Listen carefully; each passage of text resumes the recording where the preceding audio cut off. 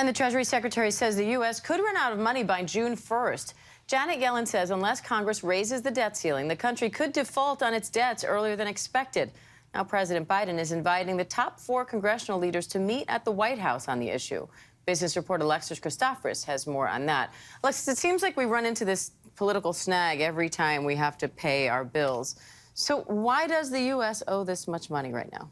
So let's take a step back and put it in perspective. The U.S. actually spends more than $1 trillion each year than it brings in revenue. And that is forcing the Treasury Department to borrow money, which just adds to the country's overall debt. So most of the debt we've accumulated has happened over the past 20 years. We've had 2 wars, tax cuts, bipartisan spending, all the spending we saw on the coronavirus pandemic. And then, of course, we have legacy programs like Social Security and Medicare, all of those things adding to what the government owes. Believe it or not, back in 2001, the nation actually had a cash surplus. We were bringing in more in taxes than we were spending, but it's been quite a while since we've seen that. But we raised the debt ceiling after we've already spent the money?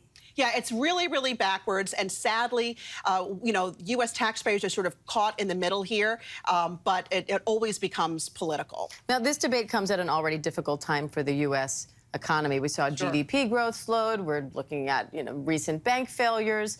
Inflation's high. The Fed's raising interest rates. So what happens if we default? This would be catastrophic and unprecedented for our country. A number of things would happen almost immediately. We could see a halt to Social Security payments and military salaries. The U.S. credit rating would actually be downgraded, which would spike interest rates because it would make it more expensive for everyone, including our country, to borrow money. It could tank the stock market, which would, by definition, hurt your 401k or any money that you have in the stock market, and in essence would plunge the economy into a very deep recession. So what are the sticking points right now? What do Republicans and Democrats want?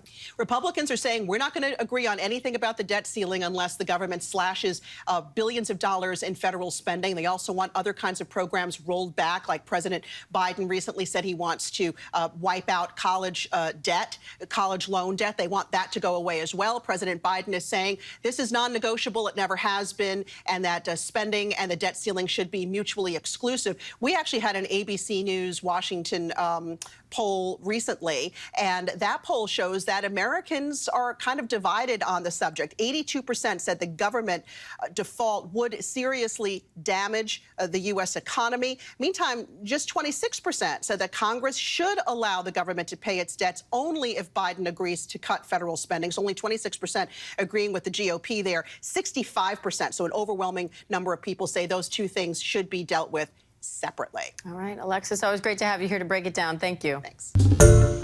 Hi, everyone. George Stephanopoulos here. Thanks for checking out the ABC News YouTube channel. If you'd like to get more videos, show highlights, and watch live event coverage, click on the right over here to subscribe to our channel. And don't forget to download the ABC News app for breaking news alerts. Thanks for watching.